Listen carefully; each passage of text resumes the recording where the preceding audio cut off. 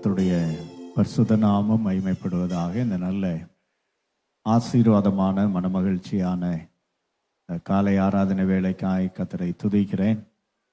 ஆண்டுடைய சமூகத்திலே கர்த்தரை ஆராதிக்கும்படி வந்திருக்கிற உங்கள் யாவரையும் இயேசுவின் இனிய நாமத்திலே வாழ்த்துகிறேன், வரவேற்கிறேன்.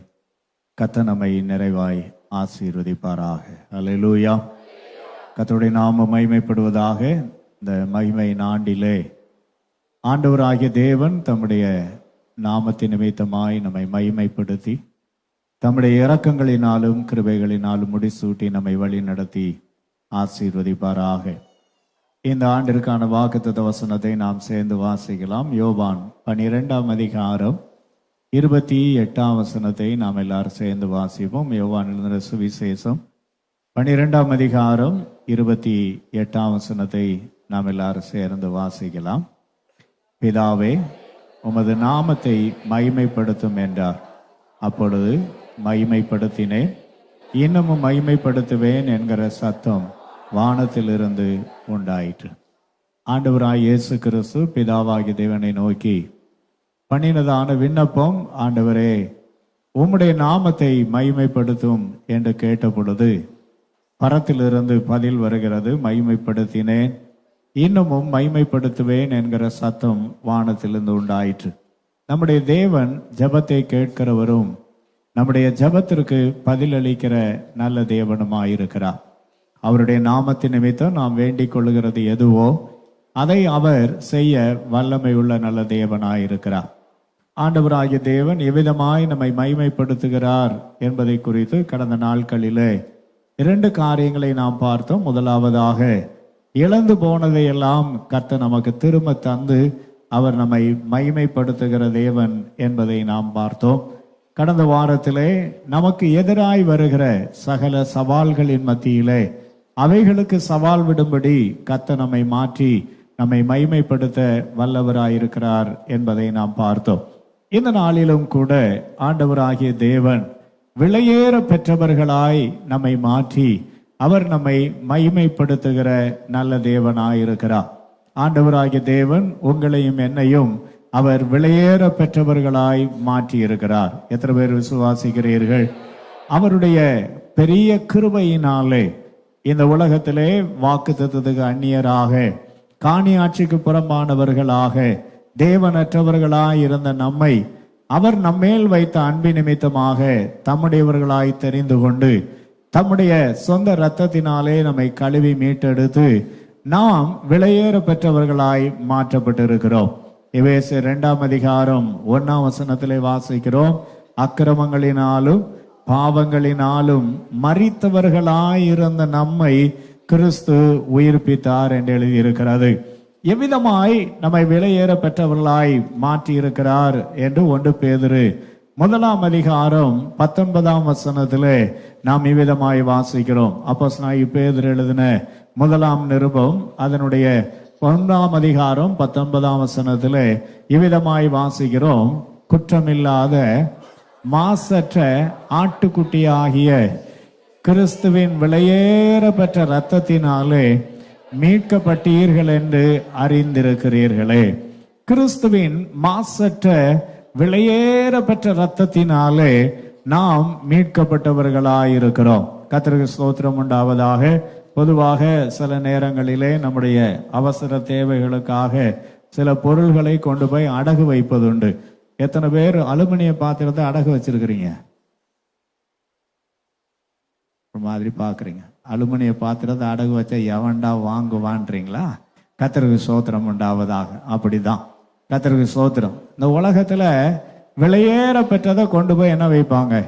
அடகு வச்சு ஏதாவது வாங்குவாங்க. அங்கங்கே போர்டு போட்டிருக்கும், 1 பவுனுக்கு இத்தனை 1000 ரூபாய் தரோம், 1 கிராமுக்கு இத்தனை 1000 கடன் தரப்படும், இத்தனை % வட்டி அப்படின்னு போட்டிருப்பாங்க. ஏன் அப்படின்னா அது விலையேற பெற்றது. அப்ப விலையேற பெற்றதுக்கு தான் விலை கொடுப்பாங்க. அப்ப ஆண்டவர் உங்களை விலையேற பெற்றவர்கள் என்று அறிந்து ஆண்டவர் தம்முடைய விலையேற பெற்ற ரத்தத்தை சிந்தி நம்மை மீட்டெடுத்திருக்கிறார். பக்கத்துல பார்த்து சொல்லுங்க, நீங்க ரொம்ப விலையேற பெற்றவர்கள். சில நேரத்துல நம்மளை பார்த்து நாமளே சொல்லுகிறோம், நம்ம 1 காசு கூட லாய்க்கு கிடையாது, நம்ம 1 காசு கூட என்ன கிடையாது, லாயக்கு கிடையாது, நம்ம ஒரு பைசாவுக்கு பிரயோஜனம் கிடையாது அப்படி நம்மை நாமே நினைச்சுக்கிறோம். சில பேர் நம்மளை பார்த்து சொல்லாங்க, இது ஒண்ணுக்கும் உதவாது, லாயக்கு இல்லாதது. ஆனா ஒன்றுக்கும் உதவாத நம்மையும் கூட விலையேற பெற்றவர்களாய் மாற்றும்படி தம்முடைய விலையேற பெற்ற இரத்தத்தினாலே கர்த்தர் நம்மை கழுவி சுத்திகரித்திருக்கிறார். அல்லேலூயா. இந்த விலையேற பெற்ற கிருபையை நாம் இலவசமாய் பெற்றிருக்கிறோம். நாம் பெற்றுக்கொண்டிருக்கிற இந்த பெரிய கிருபையை நாம் இழந்து விடக்கூடாது. பெற்றுக்கொண்ட இந்த பெரிய கிருபையை, இந்த விலையேற பெற்ற தன்மையை நாம் இழந்து விடக்கூடாது. எப்பொழுதுமே நாம் மேன்மையானவர்கள் என்கிறதான எண்ணம் நமக்குள்ளே இருக்க வேண்டும். 144 சங்கீதம் 15 வசனத்துல நாம் இப்படி வாசிக்கிறோம். 144 சங்கீதம் 15 வசனம் இவ்விதமாய் சொல்லுகிறது, இவ்விதமான சீரை பெற்ற ஜனம் பாக்கியம் உள்ளது, கர்த்தரை தெய்வமாய் கொண்ட ஜனம் பாக்கியம் உள்ளது. நம்மை ஆண்டவர் பாக்கியசாலிகளாக, தேவனை கர்த்தரை தெய்வமாய் கொண்டிருக்கிற நாம் விலையேற பெற்றவர்களாய் நாம் காணப்படுகிறோம். இந்த விலையேற பெற்ற தன்மையை நாம் இழந்து விடக்கூடாது. எரேமியா தீர்க்கதரிசி தன்னுடைய புலம்பலின் ஆகமத்திலே அவர் இவ்விதமாய் புலம்பி இருக்கிறதை நாம் பார்க்கிறோம். புலம்பல் 4 அதிகாரம் 2 வசனத்திலே இப்படி வாசிக்கிறோம். புலம்பல் 4 அதிகாரம் 2 வசனத்திலே பார்க்கிறோம், ஐயோ தங்கத்துக்கொப்பான விலையேற பெற்ற சீயோன் குமாரர் குயவனுடைய கைவேலையான மண் பாண்டங்களாய் எண்ணப்படுகிறார்களே. விலையேற பெற்றவர்களாய் இருக்கிறவர்கள் மண் பாண்டங்களை போல மாறி போனார்கள். நம்ம வாழ்க்கையில ஆண்டவர் தம்முடைய விலையேற பெற்ற இரத்தத்தினாலே நம்மை கழுவி சுத்திகரித்து நம்மை விலையேற பெற்றவர்களாய் மாற்றி இருக்கிறார். இவ்விதமான சீரை பெற்ற ஜனம் பாக்கியம் உள்ளது, கர்த்தரை தெய்வமாய் கொண்ட ஜனம் பாக்கியம் உள்ளது என்று சொல்லி மேன்மையான நிலைமையில் இருக்கிற நாம் நம்முடைய மேன்மையை ஒருபோது நாம் என்ன செய்து விடக்கூடாது, இழந்து விடக்கூடாது. வேதாகமத்திலே அநேக எச்சரிப்புகள் நமக்கு எழுதப்பட்டிருக்கிறதை நாம் வேதத்திலே பார்க்க முடிகிறது. அன்பான கர்த்தருடைய ஜனமே, ஆண்டவராகிய தேவன் பக்தனாகிய மோசே அழைத்ததான நேரத்திலே மோசே ஆண்டவரிடத்தில் சொல்லுகிறார், ஐயா நான் திக்கு வாயும் மந்த நாவும் உள்ளவனாய் இருக்கிறேன் என்று சொன்ன பொழுது, மோசேக்கு ஆதரவாய் இருக்கும்படியாக அவருடைய சகோதரனாகிய ஆரோனை கர்த்தர் தெரிந்து கொள்ளுகிறார்.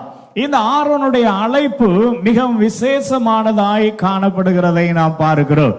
ஆரோனையும் அவருடைய குமாரரையும் ஆண்டவராகிய தேவன் தம்முடைய மகத்துவமான சேவைக்காக அழைத்து வேறு பிரித்து அவர்களை ஆண்டவர் விசேஷித்த அபிஷேகத்தினாலே அபிஷேகம் பண்ணி அவர்களுக்கு விசேஷித்த வஸ்திரங்களை எல்லாம் ஆண்டவர் கொடுத்து ஆசீர்வதித்ததை யாத்ரா புஸ்தகம் 25 அதிகாரத்திலிருந்து நீங்கள் வாசிக்கிறதான நேரத்தில் அவர்களை பற்றியதான தெளிவான காரியங்கள் எழுதப்பட்டிருக்கிறதை நாம் பார்க்கிறோம். இவ்விதமாய் விசேஷமாய் அழைப்பை பெற்றதான அவருடைய வாழ்க்கையிலே, விலையேற பெற்றவர்களாயிருந்த அவருடைய வாழ்க்கையிலே ஒரு நாளிலே பெரிய தோல்வி வருகிறது. லேவியராம் புஸ்தகம் 10 அதிகாரத்திலே 1 வசனத்திலும் 2 வசனத்திலும் நாம் இவ்விதமாய் வாசிக்கிறோம். லேவியராகமோ 10 அதிகாரம் 1, 2 வசனங்களிலே பார்க்கிறோம், பின்பு ஆரோனின் குமாரராகிய நாதாபும் அபியூவும் தன் தூப கலசத்தை எடுத்து அவைகளில் அக்னியை போட்டு, அக்னியையும் அதே மேல் தூப வர்க்கத்தையும் போட்டு கர்த்தர் தங்களுக்கு கட்டளையிட்டராத அந்நிய அக்னியை அவருடைய சந்நிதியில் கொண்டு வந்தார்கள். அப்பொழுது அக்னி புறப்பட்டு அவர்களை பட்சித்தது. அவர்கள் கர்த்தருடைய சந்நிதியில் என்ன செய்தார்கள், செத்தார்கள். அழைப்பு பெற்றதான மனிதர்கள், விலையேற பெற்றவர்கள். ஆரோனை பற்றி எழுதியிருக்கிறதான நேரத்தில் அவரும் அவருடைய குமாரரும் விலையேற பெற்றவர்களாயிருந்தவர்கள், தேவனுடைய அபிஷேகத்தை பெற்றவர்கள். அப்படிப்பட்டதான மேன்மையானவர்கள் தங்களுடைய வாழ்க்கையிலே கர்த்தருடைய சமூகத்திலே அழிக்கப்பட்டு போனார்கள். காரணம் என்னவென்று சொன்னால், தேவன் கட்டளையிடாத அந்நிய அக்னியை தேவ சமூகத்திலே கொண்டு வந்தார்கள். இந்த காலை வேளையிலே நாம் தேவ சமூகத்திலே வந்திருக்கிற நாம் மிகுந்த ஜாக்கிரதையாய் இருக்க வேண்டும். நம்மை விலையேற பெற்றவர்களாய் தேவன் வைத்திருக்கிறபடியினாலே நாம் நம்மை தக்க வைத்துக் கொள்ளுகிறவர்களாய், பாதுகாத்துக் கொள்ளுகிறவர்களாய் நாம் காணப்பட வேண்டும். நமக்குள்ளே தேவன் என்ன விலையேற பெற்ற தன்மையை கர்த்தர் வைத்திருக்கிறார் என்று நாம் பார்க்கிறதான நேரத்திலே, முதலாவதாக நமக்குள்ளே தேவன் ஒரு தெய்வீக சுபாவத்தை தந்திருக்கிறார். எல்லாம் சொல்லுங்க, தெய்வீக சுபாவம். ரொம்ப சோகமா சொல்றீங்க, நல்லா சொல்லுங்க, தெய்வீக சுபாவம். நீங்க நாதாபும் அபியுடைய வீட்டுக்கு போனது போல தெரிகிறது. கர்த்தருக்கு ஸ்தோத்திரம் உண்டாகுது. அவங்க அப்பமே இறந்து அவங்கள அடக்கம் பண்ணியாச்சு. கர்த்தருக்கு ஸ்தோத்திரம் உண்டாகுது. இப்ப நம்ம கதைக்கு வருவோம், சரியா? நாம நாதாபும் அபியும் மாறிடக்கூடாது. அங்க எழுதி இருக்கிறது, முதலாவது நமக்குள்ள என்ன சுபாவம் காணப்பட வேண்டும்? தெய்வீக சுபாவம் காணப்பட வேண்டும், விலையேறப்பட்ட சுபாவம்.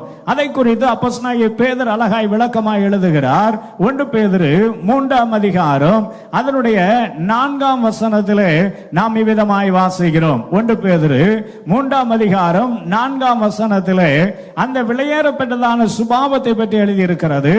அழியாத அலங்கரிப்பாயிருக்கிற சாந்தமும் அமைதலும் உள்ள ஆவியாகிய இருதயத்திலே மறைந்திருக்கிற குணமே உங்களுக்கு அலங்காரமாய் இருக்க கடவது, அதுவே தேவனுடைய பார்வையில் விலையேற பெற்றது. நமக்குள்ளே நம்மை விலையேற பெற்றவர்களாய் மாற்றின ஆண்டவர் நம்முடைய குணாதிசயங்களை மாற்றி இருக்கிறார். எல்லாம் சொல்லுங்க, குணாதிசயங்களை மாற்றி இருக்கிறார். இன்னொரு தடவை சொல்லுங்க, குணாதிசயங்களை மாற்றி இருக்கிறார். எப்படி மாற்றினார்? 2 கொரிந்தியர் 5ஆம் அதிகாரம் 17ஆம் வசனத்தில் இப்படி வாசிக்கிறோம். இப்படி இருக்க ஒருவன் கிறிஸ்துவுக்குள் இருந்தால் அவன் எப்படி இருக்கிறானா? புது சிருஷ்டியாயிருக்கிறான். பழையவைகள் ஒளிந்து போயின, எல்லாம் புதிதாயின. அப்ப நம்ம வாழ்க்கையில ஆண்டவர் இந்த தெய்வீக சுபாவத்தை தந்திருக்கிறார். நமக்குள்ளே ஒரு சாந்தம், அங்கே இச்சையடக்கம், கர்த்தருக்கு உகந்ததான சுபாவம் உடையவர்களாய் நாம் காணப்பட வேண்டும் என்று தேவன் விரும்புகிறார். பல நேரங்களிலே நமக்குள் இருக்கிற தெய்வீக சுபாவம் மறைந்து லௌகிகமான சுபாவங்கள் நமக்குள்ளே வெளிப்படுகிறதாய் காணப்படுகிறது. அன்பான கர்த்தருடைய ஜனமே, ஆண்டவராகிய தேவனுடைய பார்வையில விலையேற பெற்றதாய் இருக்கிறதான நமக்குள்ளே மறைந்திருக்கிறதான அந்த தெய்வீக சுபாவத்தை எப்பொழுது வெளிப்படுத்துகிறவர்களாய் நாம் காணப்பட வேண்டும். வேதம் சொல்கிறது, மரம் தன் கனியினால் என்ன செய்யப்படும்? அறியப்படும். மரம் தன் கனியினால் என்ன செய்யப்படும்? அறியப்படும். அப்ப நமக்குள்ளே இருந்து இந்த சுபாவங்கள் வெளிப்படுகிறதா என்பதை நாம் தியானித்து பார்க்க வேண்டும். அழியாமை உள்ளதான, அலங்கரிப்பா இருக்கிறதான சாந்தமும் அமைதலும் உள்ள ஆவி நமக்குள்ளே இருக்கிறதா? எப்பொழுது நாம் எப்படிப்பட்டவர்களாய் காணப்படுகிறோம்? எல்லா காரியங்களிலும் கர்த்தர் எதிர்பார்க்கிற காரியம் பொறுமையை கர்த்தர் எதிர்பார்க்கிறார். கர்த்தர் எதை எதிர்பார்க்கிறார்?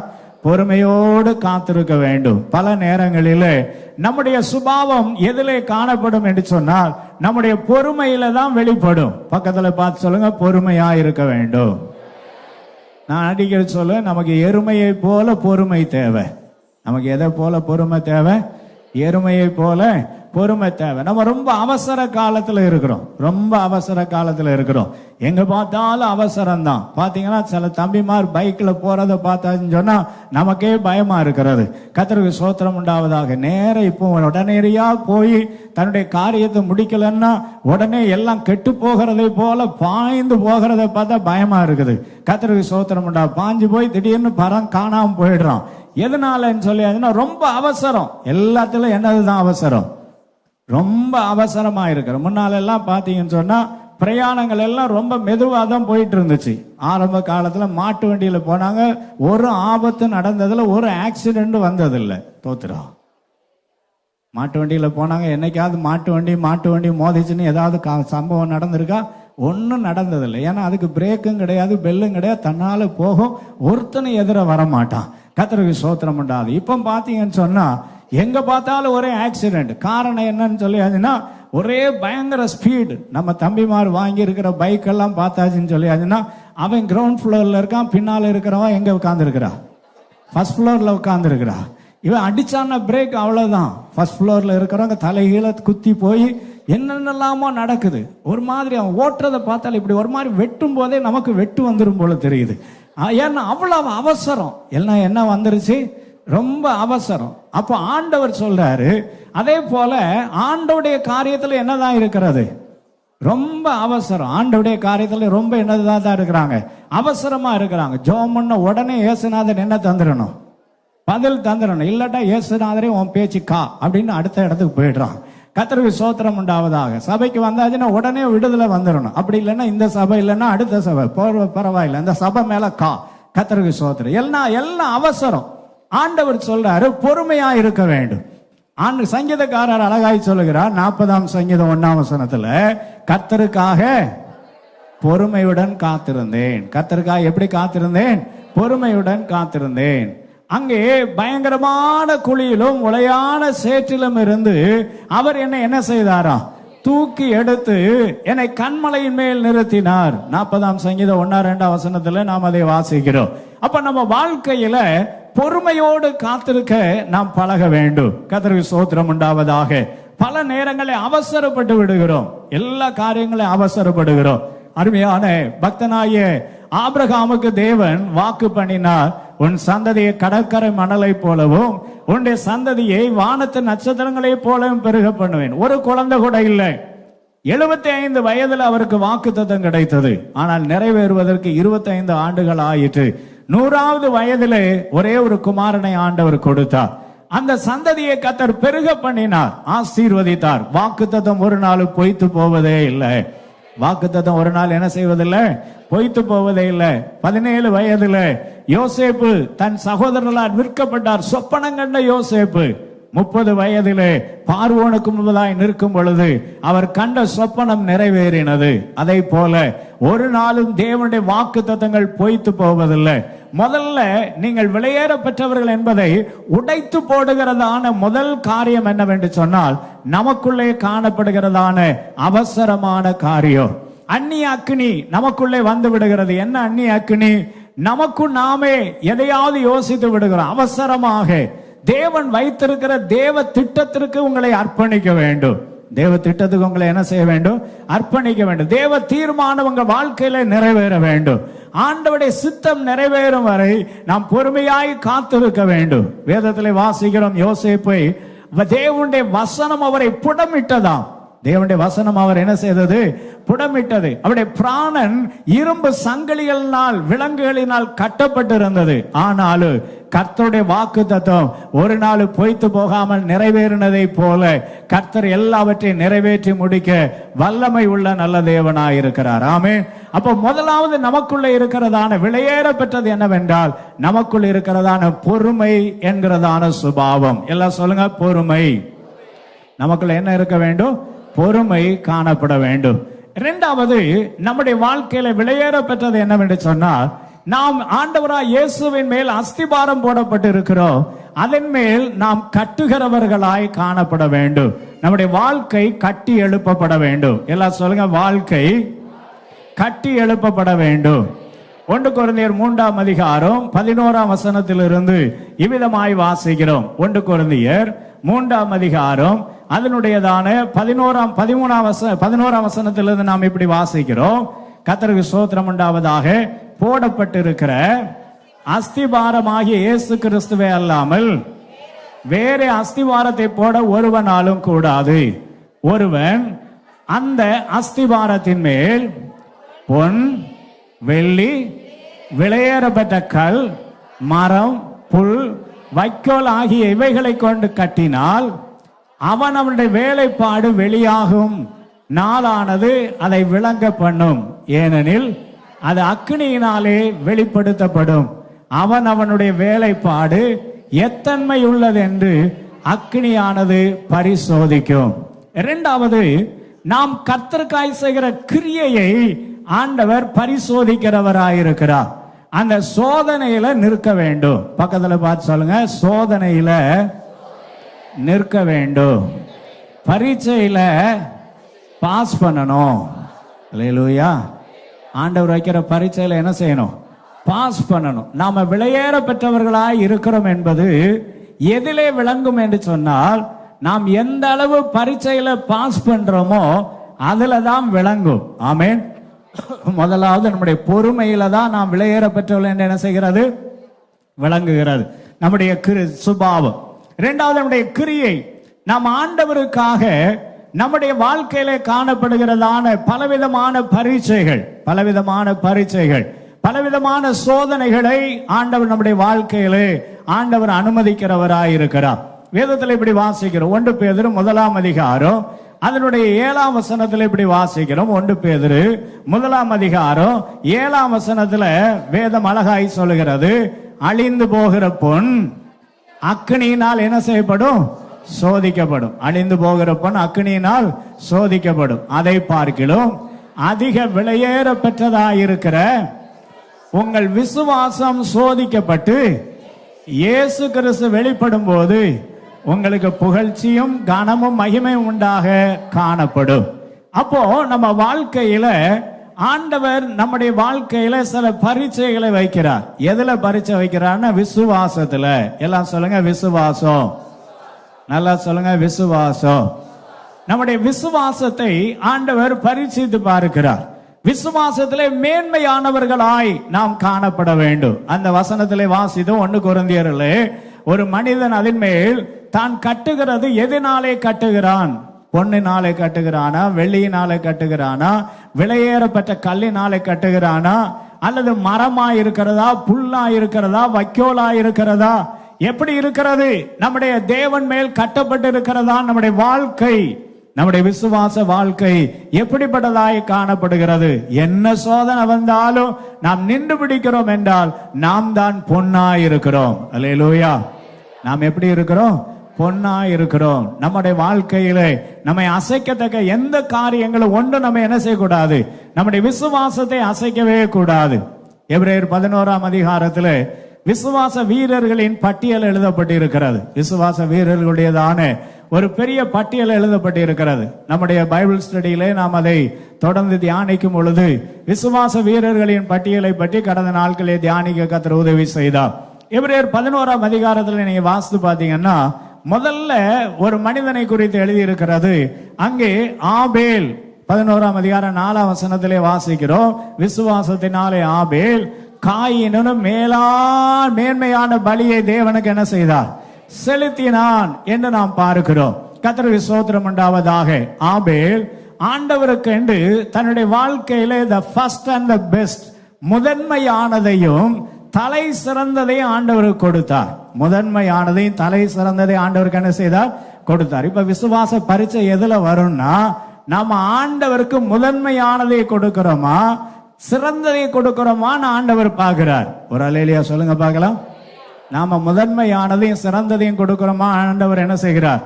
நம்முடைய விசுவாசத்தை பரீட்சை பார்க்கிறார். கர்த்தருக்கு ஸ்தோத்திரம் உண்டாவதாக. சில பேர் பார்த்தீங்கன்னு சொன்னா, போனா போகட்டும், ஏதோ கொஞ்ச நேரம் ஆண்டவருக்கு என்ன செய்வோம்? செலவழிப்போன்னு இருக்கிற நேரத்தை கொடுக்கறாங்க. அப்படி இல்லை. The first and the best ஆண்டவருக்கு என்ன செய்யணும்? கொடுக்க வேண்டும். கர்த்தருக்கு ஸ்தோத்திரம். ஒருவர் இவ்விதமாய் ஒரு கணக்கு சொன்னார். கடந்த நாட்களை சொல்லி இருக்கிறேன், மறுபடியும் நான் சொல்லுகிறேன். ஒரு மனுஷன் 70 வருஷம் உயிரோட வாழ்ந்தான்னா அந்த மனுஷன் தூங்குற வருஷம் 23 வருஷம். 70 வருஷம் வாழ்ற மனுஷன் எவ்வளவு நேரம் தூங்குறான்? 70 வயசுல எத்தனை வருஷம் தூங்கிடுறான்? 23 வருஷம் தூங்கிடுறான். சில பேர் பார்த்தீங்கன்னா இங்கேயும் தூங்குவாங்க, நல்ல கிருபை பெற்றவர்கள். அல்லேலூயா. என்னதான் இடி போல சத்தம் கேட்டாலும் என்ன வரும்? நல்ல தூக்கம் வரும். கர்த்தர் தமக்கு பிரியமானவர்களுக்கு என்ன கொடுக்கிறார்? நித்திரை அளிக்கிறார். அதுவும் விசுவாச பிள்ளைகளுக்கு ஒரு விசேஷித்த கிருபை இருக்குது. கண்ணை திறந்துட்டே தூங்குவாங்க. அதுல ஒரு பெரிய கிருபை. கண்ணு என்ன செஞ்சிருக்கும்? நல்லா திறந்தது போலதான் இருக்கும், நம்மளை பார்க்குற மாதிரி இருக்கும். ஆனா நல்லா என்ன செஞ்சிருப்பாங்க? அப்படியாய் அவர்கள் நித்திரைக்குள்ளே கடந்து போயிருப்பார்கள். கர்த்தருக்கு ஸ்தோத்திரம். பக்கத்துல யாராவது நித்திரை அடைந்திருந்தா ஊருக்கு சொல்லி விடுங்க, கர்த்தர் நல்லவராயிருக்கிறார். சரி, பாத்தீங்கன்னு சொன்னா சில பேருக்கு அப்படி தூக்கம் வரும். ஒரு மனுஷன் 23 வருஷம் 70 வருஷத்துல என்ன செஞ்சிடறானா? தூங்கிடுறானா. தன்னுடைய வாழ்க்கையில ரொம்ப கடினமாய் உணவுக்காய் உடைக்காய் உழைக்கிறது. 19 வருஷம் உடலுக்காய் உணவுக்காய் என்ன செய்கிறான்? உழைக்கிறான். 19 வருஷம் வேலை செய்யறான். 23 வருஷம் தூங்குறான். 19 வருஷம் அவன் வேலை செய்கிறான். அது மாத்திரமல்ல, விளையாட்டு மற்றும் பொழுதுபோக்குகளுக்காக 9 வருஷம் செலவு பண்ணிடுறான். விளையாட்டு மற்றும் பொழுதுபோக்குகளுக்காக எத்தனை வருஷம் செலவு பண்றானா? 9 வருஷம் செலவு பண்றான். இப்ப எல்லாம் பார்த்தா அதை விட கூடுதல் வந்துடும். ஏன்னா இப்ப நம்ம கையில ஒரு பேயை கையிலேயே வச்சிருக்கிறோம். தோத்துறோம். ஒரு பேயை எதுலயே வச்சிருக்கிறோம்? கையிலேயே வச்சிருக்கிறோம். கர்த்தருக்கு ஸ்தோத்திரம் உண்டாவதாக. முன்னாலெல்லாம் ஃபோன் பண்ணணும்னா வீட்டில் ஒரு கார்னரில் இருக்கும், அங்கே போய் அதை சுற்றி அப்புறம் அதை சுற்றி முடிஞ்சு அங்கே கால் வந்து சேர்றதுக்குள்ள நம்ம ஒரு வழி ஆகிடும். அப்புறம் வெளியூருக்கு எங்கேயாவது பேசணும், அப்புறம் ட்ரங்கால் புக் பண்ணணும். இங்கே புக் பண்ணி அந்த ஃபோன் பக்கத்திலேயே உட்காந்துருக்கணும். நீங்கள் லைனில் காத்திருக்கிறீர்கள். அப்புறம் கொஞ்ச நேரம் கழித்து ஃபோன் வரும், ஹலோன்னு சொல்கிற நேரத்தில் கட் ஆயிரும், திரும்ப புக் பண்ணணும். அப்படியெல்லாம் இருந்துச்சு. அது நல்ல காலம், தோத்திரம். அது நல்ல பொற்காலமாக இருந்துச்சு. இப்போ அப்படி இல்லை. பல்லு முளைக்காத பாலகனில் இருந்து பல்லு போன கிளவி வர என்ன வச்சிருக்குது? செல்போன் இல்லாத ஆளையே கிடையாது. எல்லா கையில என்ன போன் இருக்கிறது? செல்போன் இருக்கு. தூங்கும் போது தடவிட்டு தான் இருக்கான். ஐயா, ஜெபம் பண்றதுக்கு நேரம் இல்லை, வேத வாசிக்கிறதுக்கு இல்லை, நேரம் இல்லை. அதுல இப்ப பாத்தீங்கன்னா ரீல்ஸ்ன்னு ஏதோ வந்திருக்குதான். என்ன வந்திருக்குதா? ரீல்ஸ். இதை பார்த்தே செத்தவன் நிறைய பேர் இருக்கான். தோத்துறான். சில பேர் எதைத்தான் பார்த்துட்டு இருக்கான், எப்ப பார்த்தாலும் 24 மணி நேரம் ரீல்ஸ். ஜெபம் பண்றதுக்கு என்ன இல்லை, நேரம் இல்லை. ஆண்டவர் கேட்கிறாரு, the first and the best ஆண்டவருக்கு கொடுக்கணும். இதையெல்லாம் பார்த்து கண்ணு கெட்டு போன பிறகு அதுக்கு பிறகு பைபிள் வாசிக்க முடியல. கண்ணாடி போட்டாலும் கண்ணு தெரியலன்னு எப்படி கண்ணு தெரியும்?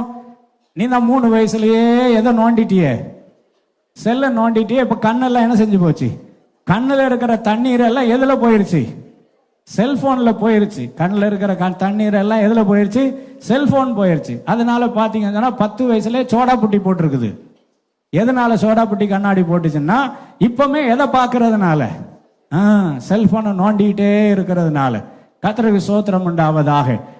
நல்ல ஃபர்ஸ்டையும் பெஸ்டையும் ஆண்டவருக்கு கொடுக்கணும். தேவனுக்கு கொடுக்க வேண்டிய நேரத்தை ஆண்டவருக்கு என்னென்ன செய்ய வேண்டும்? கொடுக்க வேண்டும். முழங்கால் போட வேண்டிய நேரத்தில் நல்லா முழங்கால் போட்டு ஜெபம் பண்ணணும். அப்படி இல்லைன்னா வயசான பிறகு அப்புறம் முழங்கால் போடணும் ஆசையா இருக்கும், அப்பவும் என்ன போட முடியாது? முழங்கால் போட முடியாது. ஆண்டவருக்காக எதையாவது செய்ய வேண்டும் என்கிறதான இந்த காலத்தை நீங்கள் என்ன செய்ய வேண்டும்? பயன்படுத்த வேண்டும். அப்ப அந்த விசுவாசத்துல ஆண்டவர் பரீட்சை வைக்கிறார். எப்போதுமே தூக்கம் அதிகமா எப்போ வரும் சொல்லுங்க பாப்போம். விடியற்கால ஒரு 3 மணிக்கு மேல வரும் பாருங்க, ஒரு நல்ல அயர்ந்த நித்திரை. ஆண்டவர் என்ன கேட்கிறான்னா அதை எனக்கு தாண்டுறார். ஒரு அலையிலையா சொல்லுங்க பார்க்கலாம். அதிகாலையில் என்னை தேடுகிறவன் நல்லா தான் இருக்கு பாஸ்டர், அந்த நேரம் தானே தூக்கம் வருது. அப்புறம் நீ எப்படி விசுவாச பரீட்சையில ஜெயிக்க முடியும்? அப்புறம் தோத்து போயிட்டு ஐயோ நான் தோத்து போயிட்டேனே. எதுல கட்டி இருக்கிறீங்க? பொண்ணுனால கட்டி இருக்கிறீங்களா? வெள்ளினால கட்டி இருக்கிறீங்களா?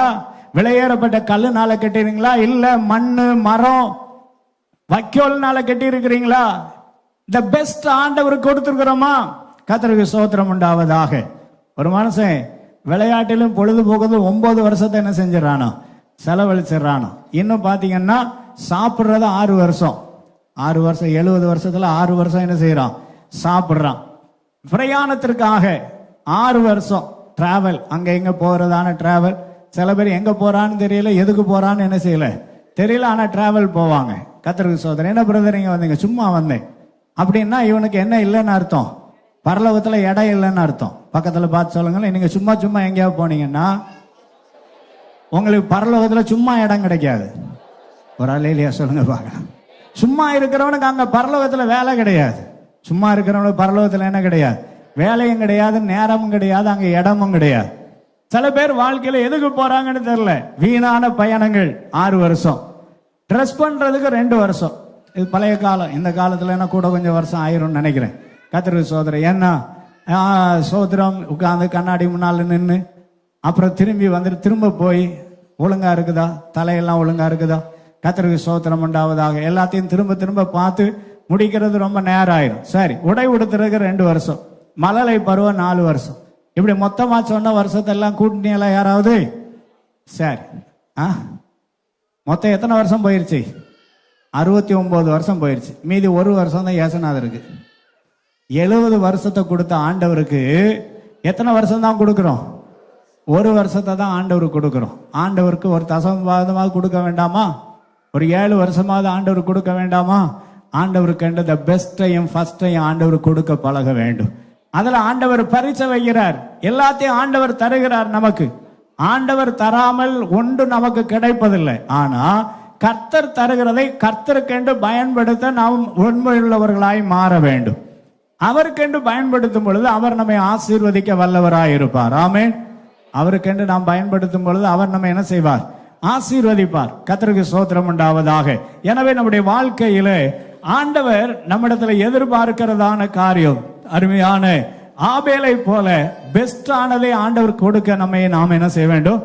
அர்ப்பணிக்க வேண்டும். இன்னும் நாம் பார்க்கிறோம் நோவாவை குறித்து கீழே நான் வாசிக்கிறதான நேரத்தில் நோவா தன் காலத்தில் வாழ்ந்தவர்களுக்குள்ளே நீதிமானும் உத்தமனுமாயிருந்தார். காணாதவர்களை குறித்து எச்சரிப்பை பெற்று அவர் பேலை உண்டு பண்ணினாராம். எதை உண்டு பண்ணினாரா? பேலை உண்டு பண்ணினார். காணாத ஒரு காரியம். ஆண்டவர் அவரிடத்துல மலை என்பது என்னன்னு தெரியாது, அவருக்கு எதுவுமே தெரியாது. ஆனால் ஆண்டவர் சொன்ன வார்த்தைக்கு அப்படியே கீழ்ப்படிந்தார். அப்ப ஆண்டவர் நம்மிடத்துல எதுக்கு பரீட்சை வைக்கிறாருன்னா, கீழ்ப்படுகிறோமா அப்படிங்கறதுல பரீட்சை வைக்கிறார். பக்கத்துல பார்த்து சொல்லுங்க, ஒழுங்கா கீழ்ப்படுகிறோமா? கர்த்தர் சொன்ன வார்த்தைகள்லாம் கீழ்ப்படிஞ்சிருக்கிறோமா? சொன்னபடியே செய்கிறோமா? ஆண்டவர் சொன்னபடியே நாம் செய்கிறது இல்லை, பல காரியங்கள் இல்லை. கர்த்தருக்கு ஸ்தோத்திரம் உண்டாவதாக. கர்த்தர் கட்டளையிடாத அந்நிய அக்னியை நாதாபும் அபியும் என்ன செஞ்சுட்டாங்க? கொண்டு வந்துட்டாங்க. ஆண்டவர் சொல்லாததை செய்யக்கூடாது. கர்த்தர் உங்களுக்கு எதை சொன்னாரோ அதை மாத்திரம் செய்ய வேண்டும். பக்கத்துல பார்த்து சொல்லுங்க, அவர் உங்களுக்கு என்ன சொல்லுகிறாரோ அதன்படி செய்தால் கர்த்தர் உங்களை ஆசீர்வதிப்பார்.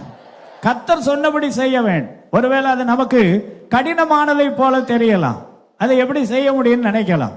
சூம்பின கையுடைய ஒரு மனிதன் இருக்கிறார் ஜெபாலயத்துல. ஆண்டவராய் இயேசு கிறிஸ்து ஜனக்கூட்டத்தின் மத்தியில எழுப்பி விட்டு அவரை பார்த்து உன் கையை நீட்டுன்றார். முடியுமா? முடியாதா?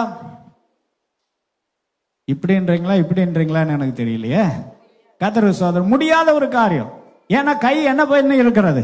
சூம்பின கையுடையதா இருக்கு. ஆனா ஆண்டவர் நீட்ட சொல்லும் பொழுது இந்த மனிதன் நீட்டினான். வேதம் சொல்கிறது உடனே அவனுடைய கை மறு கையை போல என்ன செய்துட்டு மாறிட்டு. கீழ்ப்படிதல். பரீட்சை வைக்கிறாரு. கீழ்ப்படுகிறோமா? சொன்னபடி செய்யறோமா? நோவாவை பார்த்து ஆண்டவர் சொல்றாரு, மழையே பெய்யாத காலத்துல ஒரு பேலையை உண்டு பண்ணு, எதையாவது ஒரு மரத்தை வச்சு செய். அப்படி சொல்லல. கொப்பேர் மரத்தினாலே அந்த பேலை என்ன செய்வாயாக? உண்டு பண்ணுவாயாக. அதுக்கு நீளம் அகலம் எல்லாம் சொல்லார். 300 முழம் நீளம் இருக்க வேண்டும். கர்த்தருக்கு ஸ்தோத்திரம் உண்டாவதாக. 50 முழம் அகலம் இருக்க வேண்டும். அதற்கு 30 முழம் உயரம் இருக்க வேண்டும். அதை 3 தட்டுகளாக நீ பண்ண வேண்டும். அதற்கு ஒரு வாசல் வேணும், ஒரு ஜன்னல் வேணும். இதெல்லாம் ஆண்டவர் சொல்லி கொடுக்கிறார். வேதத்துல இப்படி வாசிக்கிற 6ஆம் அதிகாரம், ஆதியாகமம் 6ஆம் அதிகார கடைசி வசனத்துல வேதத்துல இப்படி எழுதி இருக்கிறது, நோவா அப்படியே செய்தான். தேவன் தனக்கு கட்டளையிட்டபடியெல்லாம் அவன் செய்து முடித்தான். தேவன் அவர் கட்டளையிட்டபடியெல்லாம் என்ன செய்தாரா? செய்து முடித்தான். நம்ம வாழ்க்கையில கீழ்ப்படிதலே கர்த்தர் பரீட்சை வைக்கிறார். அந்த பரீட்சையில நாம எப்படி கீழ்ப்படுகிறோம்? சொன்னபடி செய்கிறோமா? கர்த்தருடைய வார்த்தை கீழ்ப்படுகிறோமா? ஆண்டவர் பெஸ்டானதை ஃபர்ஸ்டானதை கொடுக்கிறோமா? நம்முடைய கிரியை எப்படிப்பட்டதா இருக்கிறது? அதிலே நாம் தேர்ச்சி அடைய வேண்டும். அப்ப நாம் விலையேற பெற்றவர்களாய் மாறிவிடுவோம். நாம் எப்படிப்பட்டவர்களாய் மாறிவிடுவோம்? விலையேற பெற்றவர்களாய் மாறிவிடுவோம். முதலாவது பொறுமை, நம்முடைய குணாதிசயம். இரண்டாவது நம்முடைய கிரியை. நம்முடைய வாழ்க்கையில தேவன் வைக்கிறதான பரீட்சைகளிலே விசுவாசத்தை தேவன் பரீட்சிக்கிறார். அதிலே நாம் நிலைத்திருக்க வேண்டும். அப்பொழுது நாம் ஜெயம் பெற வேண்டும். மூன்றாவது, நாம் விலையேற பெற்றவர்களாய் மாறுவதற்கு ஆண்டவர் தம்முடைய ஞானத்தை கர்த்தர் நமக்கு தருகிறார். நீதிமொழிகள் 3ஆம் அதிகாரம் 13ஆம் வசனத்திலிருந்து நாம் இப்படி வாசிக்கிறோம். நீதிமொழிகள் 3ஆம் அதிகாரம் 13ஆம் வசனத்திலிருந்து நாம் வாசிக்கும் பொழுது, ஞானத்தை கண்டடைகிற மனுஷனும் புத்தியை சம்பாதிக்கிற மனுஷனும் பாக்கியவான். அதன் வர்த்தகம் வெள்ளி வர்த்தகத்திலும் அதன் ஆதாயம் பசும் பொன்னிலும் உத்தமமானது. முத்துக்களை பார்க்கிலும் அது விலையேற பெற்றது. நீ இச்சிக்கத்தக்கது ஒன்றும் அதற்கு நிகர் அல்ல. ஞானம். எல்லாம் சொல்லுங்க, ஞானம். ரொம்ப நல்லா சொல்லுங்க, ஞானம். நம்முடைய வாழ்க்கையில விலையேற பெற்றது என்னவென்றால் ஞானம். இந்த உலகத்துல அநேகருக்கு லௌகீக ஞானம் இருக்கிறது. உலக ஞானம் நிறைய இருக்கிறது. உலக ஞானம் நிறைய என்ன செய்கிறது? இருக்கிறது. ரொம்ப ஞானம் உள்ளவர்களாக இருக்கிறார். ஆனா உலக ஞானம் தேவனுக்குரமான பகை. உலக ஞானம் தேவனுக்குரமான பகை. தேவ ஞானம் நமக்கு காணப்பட வேண்டும். இந்த ரெண்டுக்கும் உள்ள வித்தியாசத்தை பக்தனாகிய யாக்கோபு, அப்போஸ்தலனாகிய யாக்கோபு எழுதினதான நிருபம் 3ஆம் அதிகாரம் 13ஆம் வசனத்திலிருந்து 15ஆம் வசனம் முடிய வாசிக்கும் பொழுது இந்த ரெண்டு ஞானத்துக்கும் உள்ளதான வித்தியாசம் அங்க எழுதப்பட்டிருக்கிறது. வாசிக்கலாம், எல்லாம் சேர்ந்து வாசிங்க பார்க்கலாம்.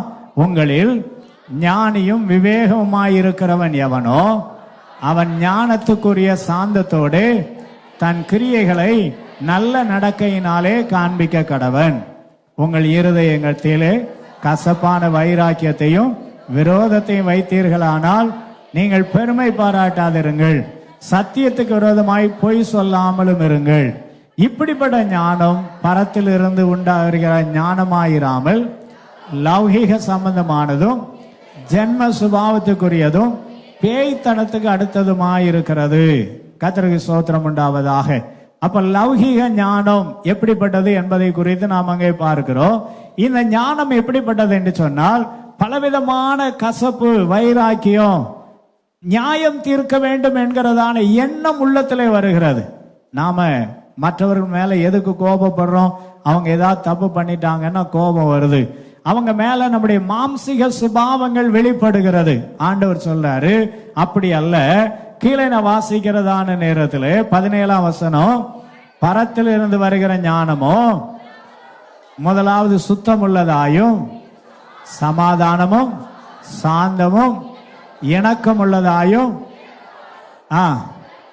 நற்கனிகளால் நிறைந்ததாயும் பட்சமாதம் இல்லாததாயும் மாயமற்றதுமாயிருக்கிறது. ஒரு அலையிலையா சொல்லுங்க பார்க்கலாம். கொஞ்சம் யோசித்து பாருங்க. இந்த ரெண்டு வசனங்களை வாசித்து பார்த்தீங்க. அங்கே 13ல இருந்து 15 வரைக்கும் நாம வாசித்தோம். 17ஆம் வசனத்தையும் வாசித்தோம். இப்ப நமக்கு ஞானம், என்ன ஞானம் இருக்கிறது? உலக ஞானமா இருந்தால் அது எதுக்கு அடுத்ததா இருக்கிறதா? பேய்த்தனத்துக்கு அடுத்தது. கர்த்தருக்கு ஸ்தோத்திரம். ஆனால் தெய்வீக ஞானம் உள்ளது எப்படி இருக்கிறது? இணக்கம் உள்ளதா இருக்கிறது. அந்த தெய்வீக ஞானமானது சாந்தம் உள்ளதா இருக்கிறது. அந்த தெய்வீக ஞானமானது எல்லா காரியங்களையும் பொறுமை உள்ளதா இருக்கிறது. அப்ப நம்முடைய சுபாவங்கள் தேவ ஞானத்தால் நிரப்பப்பட்டிருப்போமானால் தெய்வீக கிரியைகளை நாம் வெளிப்படுத்துகிறவர்களா இருப்போம். தெய்வீக கிரியைகளை நாம் என்ன செய்கிறவர்களா இருப்போம்? வெளிப்படுத்துகிறவர்களா இருப்போம். கலாத்தியர்கள் நிருபம் 5ஆம் அதிகாரம், கலாத்தியர்கள் நிருபம் 5ஆம் அதிகாரம் 19ஆம் 20ஆம் வசனங்களிலே இவ்விதமாய் வாசிக்கிறோம். மாம்சத்தின் கிரியைகள் வெளியரங்கமாய் இருக்கின்றன. மாம்சத்தின் கிரியைகள் எப்படி இருக்கிறது? வெளியரங்கமாய் இருக்கிறது. கீழே நான் வாசிக்கிறதான நேரத்தில் 22ஆம் வசனத்திலே வாசிக்கிறோம், ஆவியின் கனியோ என்று எழுதப்பட்டிருக்கிறது. அப்போ ஒன்னு மாம்சத்துக்குரியவர்களாய் இருக்க வேண்டும் அல்லது ஆவிக்குரியவர்களாய் இருக்க வேண்டும். மாம்சத்துக்குரியவர்களாய் இருக்க வேண்டும் அல்லது ஆவிக்குரியவர்களாய் இருக்க வேண்டும். ரெண்டு எப்பொழுது எதிர்மறையானது. வேதத்திலே ரோமர்கள் நிருபத்திலே நான் வாசிக்கிறதான நேரத்தில் அப்போஸ்தலனாகிய பவுல் அழகா எழுதுகிறார், மாம்சம் ஆவிக்கு விரோதமாகவும் ஆவி மாம்சத்துக்கு விரோதமாக என்ன செய்கிறது? கிரியை செய்கிறது. ஆனால் ஆவியின்படி நடக்கிறவர்களுக்கு ஆக்கினை தீர்ப்பு இல்லை. ரோமர் 8ஆம் அதிகாரம் 1ஆம் வசனத்தில் விதமாய் வாசிக்கிறோம். அவங்க ரோமர் 8:1 ஆனபடியால் கிறிஸ்து இயேசுக்கு உட்பட்டவர்களாயிருந்து மாம்சத்தின்படி நடவாமல் ஆவியின்படியே நடக்கிறவர்களுக்கு என்ன இல்லை? ஆக்கினை தீர்ப்பு இல்லை. ஒரு அலையிலையா சொல்லுங்க பார்க்கலாம். அப்ப நாம் ஆவிக்குரியவர்களா இருப்போமானால் நமக்கு என்ன வராது? ஆக்கினை தீர்ப்பு என்ன செய்கிறது இல்லை? வருகிறது இல்லை. நமக்குள்ளே போராடுகிறதான அந்த மாம்ச போராட்டம், பழி வாங்குகிற எண்ணங்கள் மேற்கொள்ளப்பட்டதாக நம்முடைய வாழ்க்கையிலே நாம் ஆவியினாலே நிரப்பப்பட்டு தெய்வீக ஞானத்தால் நிரப்பப்பட வேண்டும். இந்த ஞானம் வேணும்னு ஆண்டவர்கிட்ட கேட்கணும். அங்கே யாக்கோபு நிருபம் 1ஆம் அதிகாரம் 5ஆம் வசனத்திலே நாம் இவ்விதமாய் வாசிக்கிறோம், ஒருவன் ஞானத்தில் குறைவுள்ளவனாயிருந்தால், ஒருவன் எப்படிப்பட்டவனாயிருந்தால்?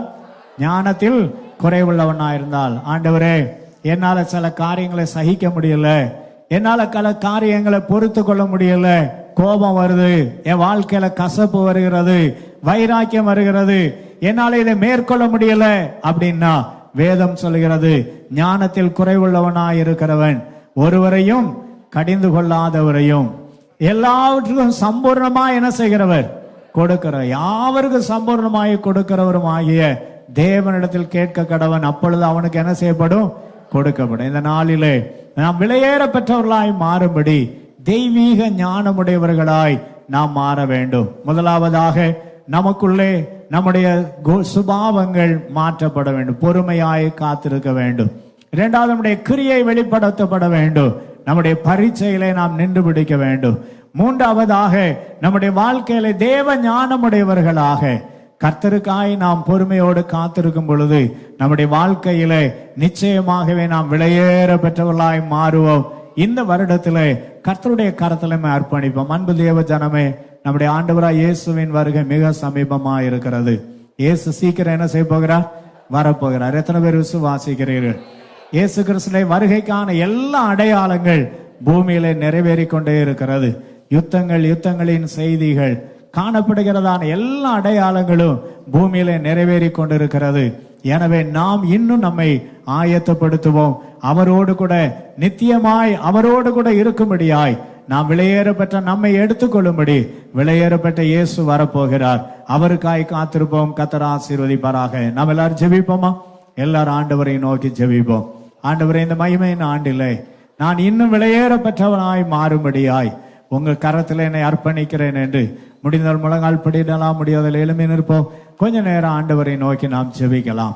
ஆண்டவரை, என் வாழ்க்கையில நான் பெற்றுக்கொண்டதான அந்த நன்மையை மேன்மையை நான் இழந்து விடக்கூடாது. கர்த்தர் நம்மை விலையேற பெற்றவர்களாய் தெரிந்தெடுத்திருக்கிறார். அருமையான விலையேற பெற்றதான நாதாபும் அபியூவும் கர்த்தருடைய சமூகத்திலே அழைந்து போனார்கள். நாம் அப்படி இல்லாதபடி ஆண்டவரை உமக்கு உகந்தவர்களாய் நான் ஜீவிக்க எனக்கு இரக்கமும் கிருபையும் தாரும் ஆண்டவரே என்று சொல்லி ஆண்டுடைய கரத்திலமை அர்ப்பணிப்போம். கர்த்தர் நம்முடைய பொறுமையை எதிர்பார்க்கிறார். கர்த்தருக்காய் நாம் பொறுமையுடன் காத்திருக்க வேண்டும். ஆண்டவர் தம்முடைய கிரியைகளை ஏற்ற காலத்திலே செய்ய வல்லவராயிருக்கிறார். நம்முடைய விசுவாசம் பரீட்சிக்கப்படுகிறது. நாம் ஆண்டவருக்காய் எதை கொடுக்கிறோம்? ஆண்டவருக்கு என்ற முதன்மையானதையும் அங்கே தலை சிறந்ததையும் ஆண்டவருக்கு கொடுக்க நம்மை அர்ப்பணிப்போம். நம்முடைய நேரத்தை, நம்முடைய பணத்தை, நம்முடைய பலத்தை, எதெல்லாம் ஆண்டவருக்கு என்று மேன்மையானதை கொடுக்க முடியுமோ அதை கொடுக்க நம்மை நாம் அர்ப்பணிக்க வேண்டும். அது மாத்திரமல்ல, ஆண்டவர் நம்முடைய வாழ்க்கையிலே அவர் தெய்வீக ஞானத்தால் நம்மை நிரப்பும்படியாய், உலக ஞானமானது அது பேய்த்தனத்துக்கு அடுத்ததாயிருக்கிறது. அது எப்பொழுதும் குழப்பம் உள்ளதாயிருக்கிறது. நாம் இணக்கம் உள்ளவர்களாய், தேவ ஞானத்தால் நிரப்பப்பட்டவர்களாய், சமாதானம் உள்ளவர்களாய் கர்த்தருக்கென்று வாழ கர்த்தர் நமக்கு கிருபை தரும்படியாய் ஆண்டவரை எப்படி ஆகிலும் உம்முடைய வருகையில காணப்படும்படி விலையேற பெற்றவளாய் உம்முடைய சன்னிதானத்திலே நிற்கும்படி எனக்கு கிருபை தாரும் ஆண்டவரே என்று சொல்லி கொஞ்ச நேரம் அப்படி ஆண்டவரை நோக்கி பார்க்கலாமா? கொஞ்ச நேரம் ஆண்டவரை நோக்கி பார்க்கலாம். உம்மை போல் யாருண்டு எந்தன் இயேசுநாதா, இந்த பார்தலத்தில் உம்மை போல் யாருண்டு, உம்மை போல் யாருண்டு எந்தன் இயேசுநாதா, இந்த பார்தலத்தில் உம்மை போல் யாருண்டு. என்னை யானே சித்தி ஐயா இயேசுநாதா, உம்மையே எனக்காய் அளித்தீ, என்னையா தேடினேன் ஐயா இயேசுநாதா, அடிமை உமக்கே இனினா. உம்மை போல் யாருண்டு எந்த இயேசுநாதா, இந்த பார்தலத்தில் உம்மை போல் யாருண்டு. வீட்டிலோ ஊரிலோ செல்லும் இடமெங்கும் சோதனை வந்திடில் கர்த்தானீர் காத்திடோ. மெசியா வருகை வரையில் பலரை சிலுவை கருகில் அழைக்க எவிடோ. முழங்காலின் திக்க வேதத்தை அறிய தினந்தோறும் தேவா உணர்த்தோ. உமக்கும் எனக்கும் இடையில் எதுவும் என்றுமே வராமல் காத்திடோ. உம்மை போல் யாருண்டு எந்த இயேசுநாதா, இந்த பார்தலத்தில் உம்மை போல் யாருண்டு, உம்மை போல் யாருண்டு எந்த இயேசுநாதா, இந்த பாதலத்தில் உம்மை போல் யாருண்டு? நம்முடைய ஆண்டவரை போல நல்ல நேசர் ஒருவரும் இல்லவே இல்லை. நம்மை விலையேற பெற்றவர்களாய் மாற்றும்படி தம்முடைய விலையேற பெற்ற ரத்தத்தை சிந்தி இருக்கிறார். அந்த மேன்மையை நாம் இழந்து விடாதபடி, அந்த மேன்மையை நாம் தக்க வைத்துக் கொள்ளும்படி அப்படியே ஆண்டவரை நோக்கி நம்முடைய வலது கரத்தை ஆண்டவருக்கு நேராக உயர்த்தி, ஆண்டவரை எனக்கு அந்த கிருபையை தாங்கப்பா, தேவரீர் அந்த மேன்மையை தக்க வைத்துக் கொள்ளும்படி, அந்த மேன்மையை காத்துக் கொள்ளும்படி ஆன கிருபையை, பாக்கியத்தை, ஸ்லாக்கியத்தை எனக்கு தாரும் ஆண்டவரே என்று சொல்லி ஆண்டவரை நோக்கி நாம் கேட்கலாம். எங்கள் அன்பின் தகப்பனை இந்த நல்ல நாளுக்காக நன்றியோடு துதிக்கிறோம். நல்கப்பட்ட நல்ல வார்த்தைகளுக்காக ஸ்தோத்திரிக்கிறோம். இந்த உலகத்திலே ஒன்றுமில்லாதவர்களாய் இருந்த எங்களை, வெறுமையாயிருந்த எங்களை, கர்த்தாவே இந்த உலகத்திலே புறக்கணிக்கப்பட்டவர்களாய் இருந்த எங்களை, பாவிகளாய், துரோகிகளாய், அக்கிரமத்திலே மரித்தவர்களாய் இருந்த எங்களை, அப்பா உம்முடைய அன்பின் நேசத்தினாலே எங்களை அரவணைத்து உம்முடைய சொந்த பிள்ளைகளாய் மாற்றி எங்களை விலையேற பெற்றவர்களாய் மாற்றி இருக்கிறீங்க ஆண்டவரே. அந்த விலையேறப்பட்ட தன்மையை நாங்கள் இழந்து விடாதபடி, அதை தக்க வைத்துக் கொள்ளும்படியாய் எங்களை உடைய பரிசுத்த கரத்திலே நாங்கள் ஒப்புக் கொடுக்கிறோம் ஆண்டவரே. கர்த்தாவே, பொன் போன்ற சீயோன் குமாரர், கர்த்தாவே, குயவனுடைய மண்பாண்டங்களுக்கு ஒப்பாய் மாறி போனார்கள் என்று சொன்னதை போல நாங்கள் மாறி போகாதபடி, விலையேற பெற்றதான அபிஷேகத்தை பெற்றதான ஆரோனின் குமாரர்கள் நாதாபும் அபியும் சமூகத்தில் அழிந்ததை போல அழிந்து விடாதபடி நாங்கள் எங்களை தக்க வைத்துக் கொள்ளும்படியாய், கர்த்தாவை, நாங்கள் பொறுமை உள்ளவர்களாய், விசுவாசத்தின் பரிசலை நின்று பிடிக்கிறவர்களாய், கர்த்தாவுடைய தெய்வீக ஞானமுடையவர்களாய், எல்லாவற்றையும் சகிக்கிறவர்களாய், நீர் எங்களுக்கு நீதியுள்ள நியாயாதிபதியாய் இருக்கிறீர் என்பதை நாங்கள் அறிந்து அதற்கு எங்களை அர்ப்பணித்தவர்களாய் வாழ எங்களுக்கு இரக்கமும் கிருபையும் தரும்படியாய் ஜெபிக்கிறோம். தொடர்ந்து நம்முடைய கிருபை எங்களோடு வழி நடத்தட்டும், ஆசீர்வதியும். இயேசு கிறிஸ்துவின் இன்ப நாமத்தில் பிதாவே. என் ஆத்துமாவே என் முழு உள்ளமே பரிசுத்த நாமத்தை ஸ்தோத்திரி. என் ஆத்துமாவே கர்த்தரை ஸ்தோத்திரி. கர்த்தர் செய்த சகல உபகாரங்களை மறவாதே. ஆமென். நம்முடைய கர்த்தராகிய இயேசு கிறிஸ்துவினுடைய கிருபையும் பிதாவாகிய தேவனுடைய அன்பும் பரிசுத்த ஆவியானவருடைய அந்யோன்ய ஐக்கியமும் ஆசீர்வாதமும் சமாதான கிருபை நன்மையும் நம் அனைவரோடும் இன்றும் என்றும் சதா காலங்களிலும் இருப்பதாக. ஆமேன், ஆமேன். ஹல்லேலூயா. பிரைஸ். எல்லாரும் சோதரக தங்களை ஆசீர்வதிப்பாராக.